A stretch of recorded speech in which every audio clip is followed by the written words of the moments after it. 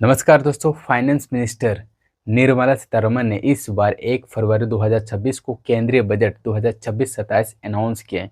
यह उनका लगातार 9वां बजट है जो भारतीय इतिहास में किसी वित्त मंत्री द्वारा सबसे ज़्यादा लगातार बजट पेश करने का रिकॉर्ड है।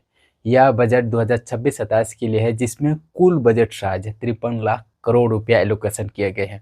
यह बजट में मैन्युफैक्चरिंग, सेमीकंडक्टर, इंफ्रास्ट्रक्चर, टूरिज्म और लॉन्ग टर्म ग्रोथ पर फोकस किया गया है।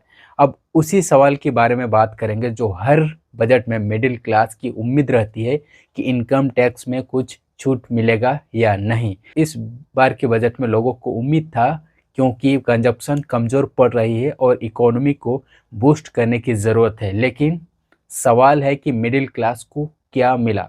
इसका जवाब है कुछ नहीं। ना तो इनकम टैक्स में बदलाव किए गए हैं और ना ही रेट में।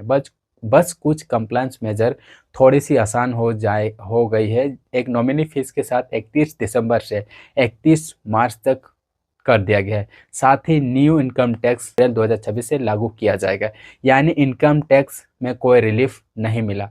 और दूसरी तरफ एक और बोझ बढ़ा दिया गया है। सिक्योरिटी ट्रांजैक्शन टैक्स यानी शॉर्ट फॉर्म एसटीटी बढ़ा दिया गया है। फ्यूचर पर पहले से 0.0 टैक्स से अब बढ़ा के 0.05% कर दिया गया है। ऑप्शन पर 0.1% से बढ़ा के 0.15 कर दिया गया है। यानी स्टॉक मार्केट इन्वेस्टर जो फ्यूचर और ऑप्शन में इन्वेस्ट करते हैं उनको और ज़्यादा पैसे देने होंगे। इसी वजह से इंडिया में स्टॉक मार्केट क्रैश भी देखने को मिला। अब समझते हैं कि इस साल के बजट में सरकार के पास खर्च करने के लिए कितने पैसे हैं और ये पैसे आ कहाँ से रहा है। जब तक आप ये नहीं समझोगे तब तक आप नहीं समझ पाओगे कि सरकार हमारा पैसा किन किन जगह पर लगा रही है। साल 2026-27 की टोटल बजट साझा 53 लाख करोड़ है जो पिछले साल से 7.7% बढ़ गया है। अब ये पैसे कहाँ से आ रहा है? सबसे बड़ा सोर्स है ब्रोइंग जो 24% हिस्सा आता है। दूसरा सबसे बड़ा सोर्स है इनकम टैक्स, इससे 21% हिस्सा आता है। तीसरे नंबर पे है कॉरपोरेट टैक्स, इससे 18% आता है।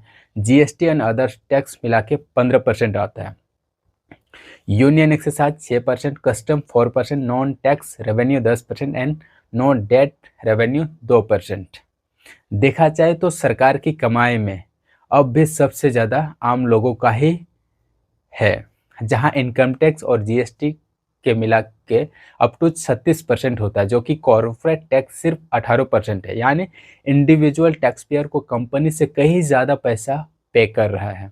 अब ये समझते हैं कि ये सारे पैसे जाता कहाँ है। सबसे बड़ा खर्च है जो टैक्स में स्टेट शेयरिंग, जो 22% हिस्सा जाता है। जो टोटल कलेक्ट होता है उसका बड़ा हिस्सा अलग अलग स्टेट को जाता है। दूसरा सबसे बड़ा खर्च है जो इंटरेस्ट पेमेंट में जाता है, जो टोटल बजट का 20% होता है। अब ये इंटरेस्ट पेमेंट और स्टेट को दिए जाने के बाद जो पैसा बच जाता है उसे सरकार education, health, infrastructure, employment, defence और बाकी सारी चीज़ों पे खर्च करती है, जो देश की डेवलपमेंट में इम्पैक्ट पड़ता है। अब बात करते हैं कि सबसे इम्पोर्टेंट सेक्टर की एजुकेशन, जहां 5 university, townships, major industrial corridor बनाने की बात कही गई है। हर डिस्ट्रिक्ट में एक गर्ल हॉस्टल बनाया जाएगी। ईस्टर्न इंडिया में नेशनल इंस्टीट्यूट ऑफ टेक्नोलॉजी बनाया जाएगा। और साथ ही AVCG animation, visual effects, gaming and comic sector को प्रमोट करने के लिए 15,000 सेकेंडरी स्कूल और 500 यूनिवर्सिटी में कंटेंट क्रिएटर लैब्स बनाए जाएगी।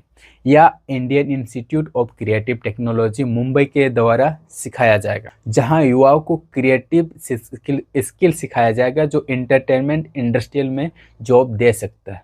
ये सारे सुनने में तो अच्छी लगती है, लेकिन एक्चुअल में हो जाए तो और अच्छी बात है। लेकिन जब आप इन नंबर्स को देखोगे तो आपको पता लगेगा कि इस साल की एजुकेशन बजट 1.3 लाख करोड़ रुपये है, जो पिछले साल से 8.3% ज़्यादा है।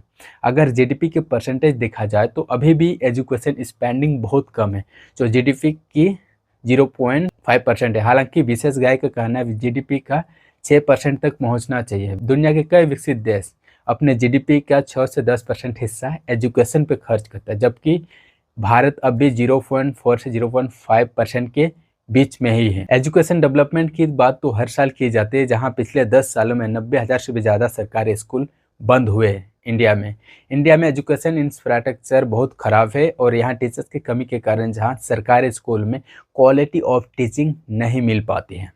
अब हेल्थ सेक्टर की बात करते हैं। इस साल के बजट में हेल्थ के लिए 1.46 लाख करोड़ रुपए एलोकेशन किए गए हैं, जो पिछले साल से 6.4% ज़्यादा है। लेकिन इंडिया में आज भी एक आम सिटीजन के लिए एक अफोर्डेबल, एक्सेसिबल और quality of primary health care नहीं मिल पाती। अब बात करते हैं कि इंफ्रास्ट्रक्चर जहां कैपिटल एक्सपेंडिचर का इस्तेमाल किया जाता है, इसका मतलब है सरकार का वो खर्च जो लॉन्ग टर्म एसेट बनाने में किया जाता है, जैसे सड़कें, रेलवे, पोर्ट्स, ब्रिज और बड़े बड़े बिल्डिंग बनाने में किया जाता है। इस साल के बजट में 12.22 लाख करोड़ रुपया एलोकेशन किए गए हैं, जो कि पिछले साल से बढ़ा है।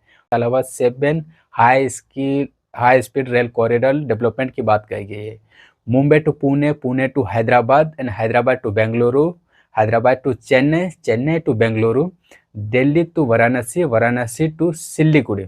एक तरफ इंडिया को इकोनॉमिक पावर कर रहा है, लेकिन दूसरी तरफ अर्बन डेवलपमेंट के लिए सरकार ने इस बार की बजट में कटौती की गई है, जहां 11% की कटौती की गई है। एक तरफ शहरों में इकोनॉमिकली एम्पावर किया जा रहा है, दूसरी तरफ अर्बन डेवलपमेंट में कटौती की जा रही है। ये वो खर्च है जो रोज़मर्रा की ज़िंदगी में खर्च होते हैं, जैसे पानी, sewage, water management, public transport. अब जो बात करने वाले हैं, ये इंडिया का सबसे बड़ा प्रॉब्लम है अनएम्प्लॉयमेंट का। इंडिया में हर साल करोड़ों नौजवान जॉब मार्केट में आते हैं, लेकिन क्वालिटी जॉब तो छोड़िए, उसे किसी भी तरह का जॉब नहीं मिल पाती है। इस साल के बजट में क्या है अनएम्प्लॉयमेंट को जॉब देने का? मैन्युफैक्चरिंग सेक्टर में स्ट्रेटेजिक सेक्टर पे फोकस कर दिया गया है। Biopharma, semiconductor, electronics, rare earth, chemical, capital goods and textile पर फोकस कर गया। टेक्सटाइल के लिए मेगा पार्क्स बनाई जाएगी। समर 2.0 skilling programme, 200 legacy industrial cluster, MSME के लिए 10,000 करोड़ का प्रोग्राम फंड दिए गए हैं। टूरिज्म सेक्टर में 1,000 गाइडेंस को अपस्केल की बात कही गई है और एजुकेशन एम्प्लॉयमेंट स्टैंडिंग कमेटी बनाई जाएगी। स्कीम तो बहुत सारे हैं, लेकिन इनसे कितनी जॉब्स क्रिएट होंगे, इनके लिए कोई डायरेक्ट प्लान नहीं है। देश में हर साल 1 से 1.25 करोड़ नौजवान जॉब मार्केट में आते हैं, लेकिन नौजवान के लिए कोई लार्ज स्केल एम्प्लॉयमेंट प्रोग्राम नहीं है। डिफेंस सेक्टर की बात करें तो इस साल के बजट में 5.95 लाख करोड़ रुपए एलोकेशन किया गया। ये टोटल बजट का 11% होता है। अब बात करते हैं एग्रीकल्चर सेक्टर की, जहां इंडिया में आधा से अधिक की नज़र है। एग्रीकल्चर के लिए 1.63 लाख करोड़ रुपए एलोकेशन किया गया। फिशर्स के लिए 500 रिसोवर की डेवलपमेंट की बात कही गई है। Animal husbandry credit subsidy programme, coconut promotion scheme लाई गई है, जहां हाई वैल्यू क्रॉप्स जैसे सैंडलवुड, कोकस एंड केसव पर फोकस किया गया है।